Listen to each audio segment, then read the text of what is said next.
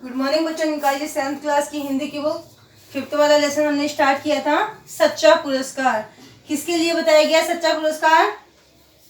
बाल श्रमिक, बाल श्रम और बेईमान इन लोगों को जागरूक करने का, हमेशा ईमानदार बने रहने का सच्चा पुरस्कार बताया गया है। देखिए लेसन स्टार्ट करते हैं। राशिद और मुदित दो दोस्त थे। क्या नाम था उनका?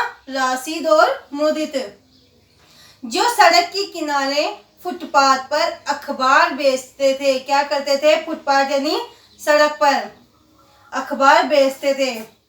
कुछ महीने पहले तक दोनों अखबार बेचने के साथ साथ स्कूल में 6ठी कक्षा में पढ़ते थे। राशिद और मुदित कौन सी कक्षा में पढ़ते थे? 6ठी कक्षा में पढ़ते थे। क्या कार्य करते थे? और वो फुटपाथ पर अखबार भी बेचते थे। परंतु राशिद के पिताजी की मृत्यु के बाद वह अपनी बीमार माँ के साथ पिता की दुकान पर बैठता था।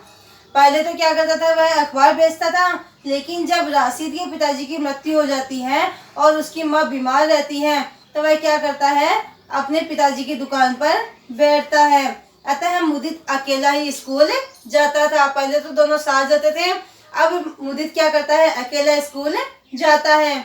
आज अखबार बेचने के बाद जब राशिद घर पहुंचा तो अपनी माँ को घर पर न देकर उसे कुछ तसल्ली हुई। राशिद जब घर पहुंचा तो उसने अपनी माँ को घर पर नहीं पाया और उनको तसल्ली हुई। चुपचाप ताला खोला और अंदर आकर दरवाजा बंद कर लिया। कांपते हाथों से जेब से एक बटुआ निकाला और मन में ही बुदबुदाया, बाप रे, इतने बड़े बड़े नोट। अचानक दरवाजे पर आहट सुनकर उसने खुद को संभाला और चुपचाप दरी के नीचे बटुआ छिपाकर दरवाजा खोल दिया। सारा दिन घर पर ही पड़ा रहा, न तो मोहल्ले के बच्चों के साथ क्रिकेट खेलने गया और न ही मुदित के घर पढ़ने के लिए गया। इसमें कहा गया है जब अखबार बेचने के बाद राशिद घर पर आया तब उसने नोट देखे, बटुए में कुछ नोट देखे, बड़े बड़े नोट थे। तो उनको देखकर वह आश्चर्यचकित हो गया कि इतने बड़े बड़े नोट। सहसा अचानक से क्या होता है? आहट सुनाई देती है, दरवाजे पर कोई आया है। तो वह क्या करता है? उस बटुए को दरी के नीचे लगा देता है और सारा दिन घर पर ही रहता है। न तो मोहल्ले के बच्चों के साथ खेलता है और न क्रिकेट खेलता है, न मुदित के घर पढ़ने के लिए जाता है। रात में भी चैन से सो नहीं पाया। उसे करवटें बदलते देख उसकी माताजी ने पूछा, क्या हुआ राशिद, सो क्यों नहीं रहा? जाड़ा लग रहा है क्या? जाड़े का मतलब है सर्दी लग रही है क्या? उसने कहा, नहीं अम्मी, मैं ठीक हूँ, आप सो जाइए। रात भर राशिद से ही लड़ता रहा। राशिद क्या किया? खुद से ही लड़ता रहा।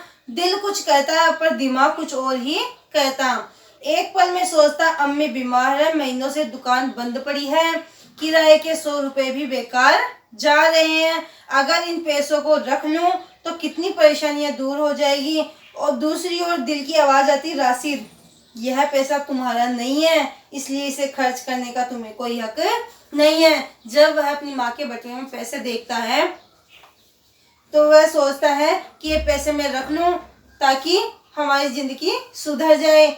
और दूसरी तरफ सोचता है कि दुकान का किराया फालतू, उसमें उसके भी पैसे लग रहे हैं।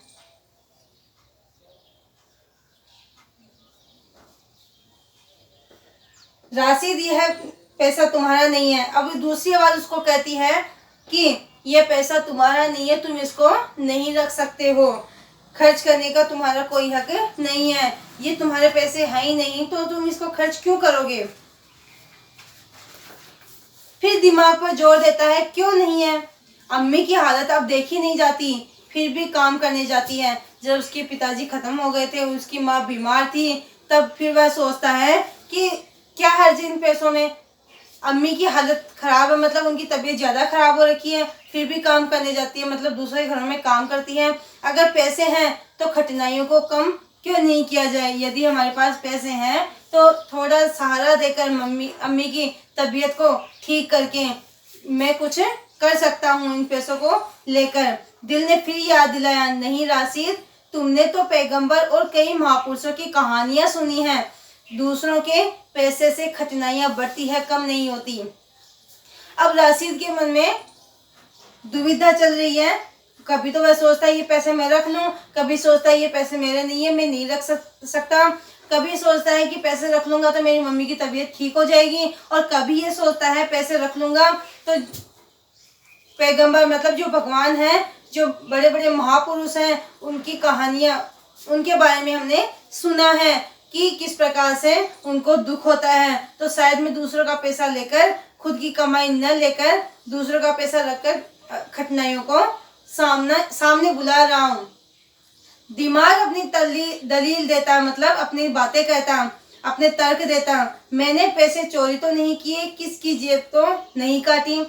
अब वो दिमाग कह रहा है, दिमाग में तर्क वितर्क चल रहे हैं, इतनी बातें चल रही हैं कि मैं क्या इन पैसों को रखूं, नहीं रखूं, क्या मुझे करना चाहिए, क्या नहीं करना चाहिए।